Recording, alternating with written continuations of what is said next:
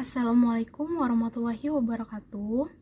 Pada kesempatan kali ini, saya akan menjelaskan tentang cara membaca nun sukun atau tanwin dan cara membaca hukum mat. Sebelum lanjut ke situ, saya akan memperkenalkan diri dulu. Perkenalkan, nama saya Sepi Rosmalina dari Fakultas Ekonomi dan Bisnis Islam, UIN Raden Intan Lampung, semester 2, kelas B dengan NPM 19510204444. Baiklah, kita akan membahasnya satu-satu. Yang akan kita bahas sekarang adalah cara membaca nun sukun atau tanwin. Cara membaca nun sukun atau tanwin ini dibagi menjadi 4 jenis bagian. Yang pertama adalah izhar, yang kedua ada idgham, yang kedua ada iqlab, dan yang terakhir ada ikhfa. Kemudian nanti kita akan membahas tentang hukum mat juga. Yang pertama ada izhar.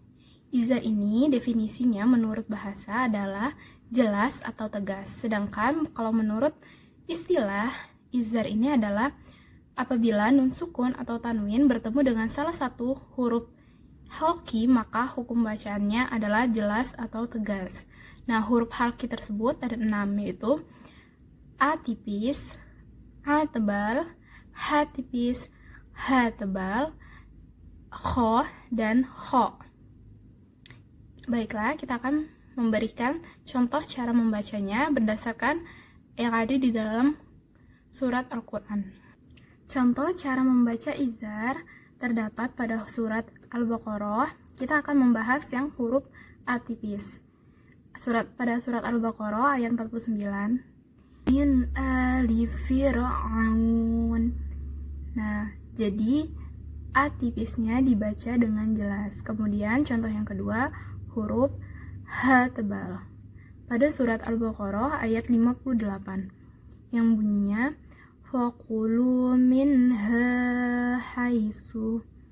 Jadi H tebalnya dibaca dengan jelas, tidak samar dan tidak dengung. Kemudian contoh selanjutnya adalah huruf H tipis. Ada pada surat Al-Baqarah ayat 149 yaitu wa min haitsu. Jadi hanya dibaca dengan jelas dan tidak samar serta tidak dengung. Kemudian contoh selanjutnya ada pada surat Al-Baqarah ayat 74 pada huruf kho.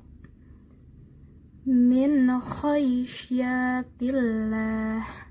Sehingga kho-nya dibaca jelas, tidak samar maupun tidak dengung. Contoh selanjutnya adalah pada surat Al-Baqarah ayat 74 juga pada huruf A tebal. Cara bacanya bafa filin amma ta'malun. Sehingga A tebalnya dibaca dengan jelas, tidak samar maupun tidak dengung. Yang terakhir ada pada surat Al-Fussilat ayat 32 pada huruf kho. Contoh cara membacanya min khafurir rahim. Setelah izhar, kita akan berlanjut yang kedua, yaitu adalah idgham. Pengertian idgham sendiri adalah berpadu atau mencampurkan dua huruf atau bisa juga disebut memasukkan bunyi satu huruf ke dalam bunyi huruf setelahnya.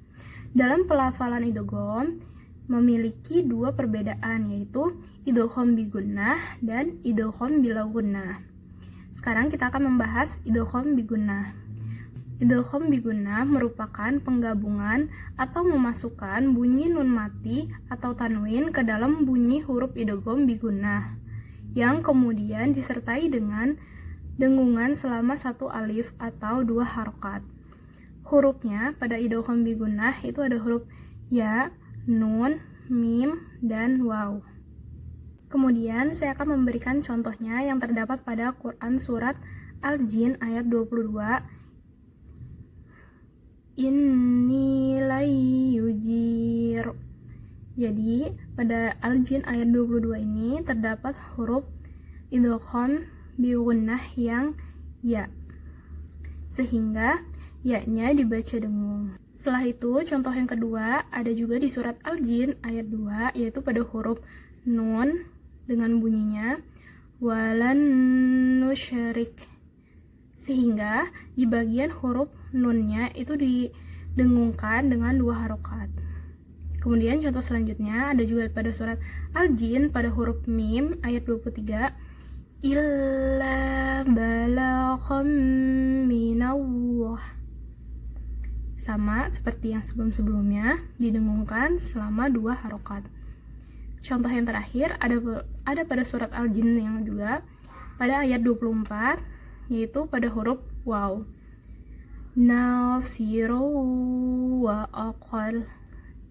Wawnya juga didengungkan selama 2 harokat.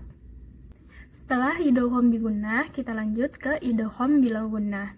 Idgham bila gunnah ini merupakan peleburan bunyi nun mati atau tanwin tanpa disertai dengan dengungannya.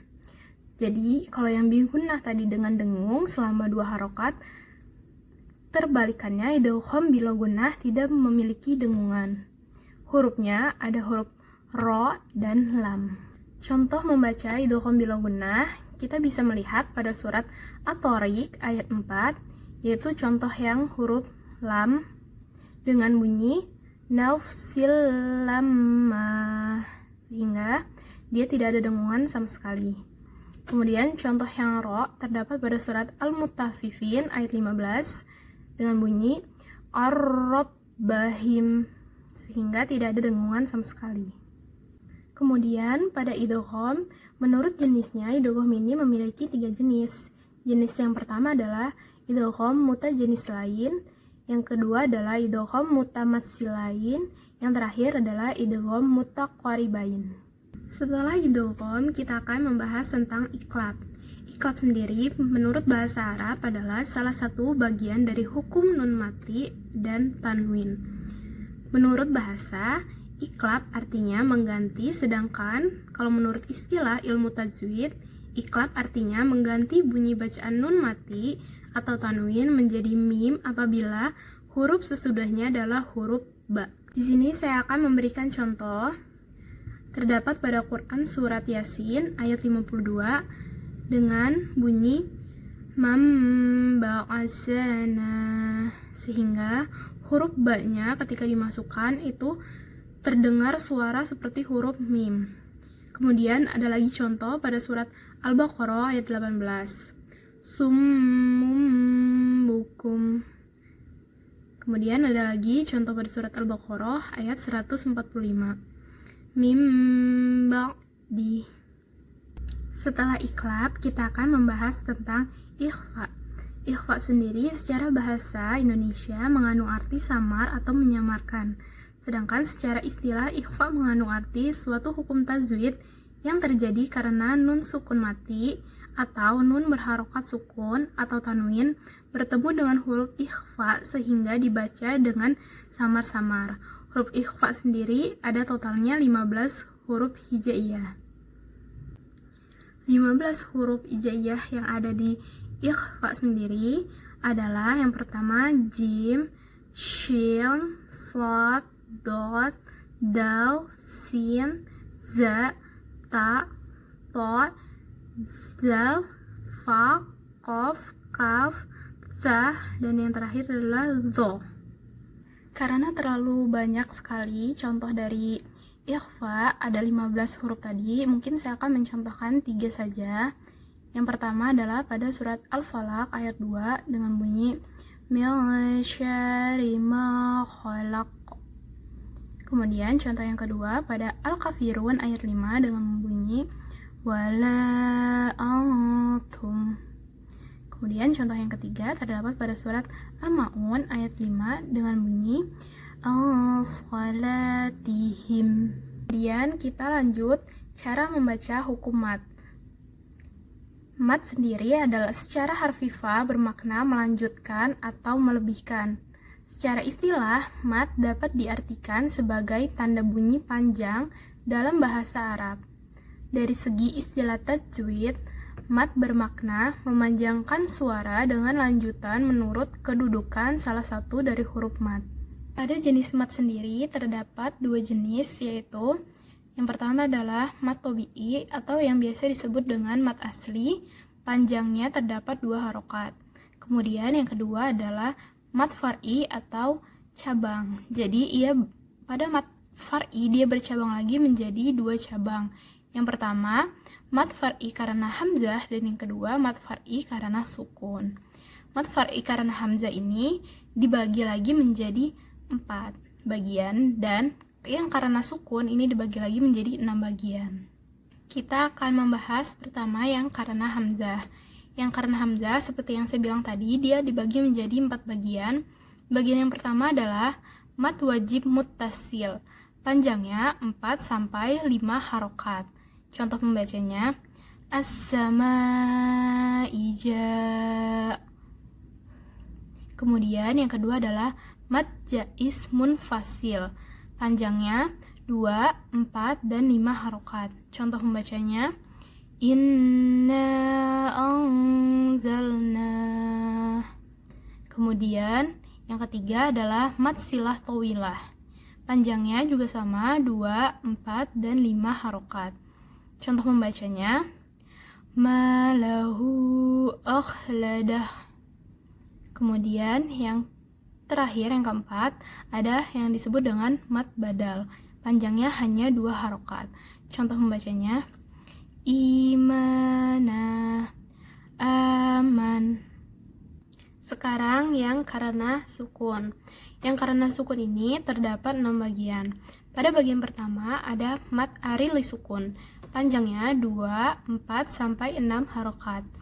Cara membacanya, Rabbil alamin. Kemudian pada bagian kedua ada yang namanya mad lin. Panjangnya 2, 4-6 harokat. Contoh membacanya, syai'in khawf. Kemudian yang ketiga ada mad iwad. Panjangnya 2 harokat. Cara membacanya, aliman hakimah. Kemudian yang keempat ada mad tamkin. Panjangnya 2 harokat juga. Cara membacanya, huyinum. Yang kelima ada mad fard, panjangnya 6 harokat. Cara membacanya, Allahu azza karain. Kemudian yang terakhir adalah mad lazim. Pada mad lazim di sini terbagi lagi menjadi 4 bagian. Bagian pertama adalah mad lazim mustaqol kalimi, panjangnya 6 harokat. Contohnya, as-sahah. Kemudian yang kedua adalah mad lazim. Mad lazim mukhafal kalimi, panjangnya 6 harokat. Cara membacanya, al-an. Kemudian yang ketiga adalah mad lazim muttaqal harfi, panjangnya 6 harokat juga. Cara membacanya, alif lam mim. Kemudian yang terakhir, yang keempat, ada mad lazim muqaffar harfi. Panjangnya juga sama, 6 harokat. Contoh membacanya, do,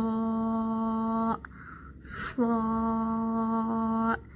nun. Baiklah, mungkin itu saja yang dapat saya jelaskan tentang cara membaca nun sukun atau tanwin dan cara membaca hukum mad. Apabila ada salah kata atau lafasan saya dalam membaca ayatnya salah, saya memohon maaf, dan kepada Allah saya memohon ampun. Demikian saya akhiri. Wassalamualaikum warahmatullahi wabarakatuh.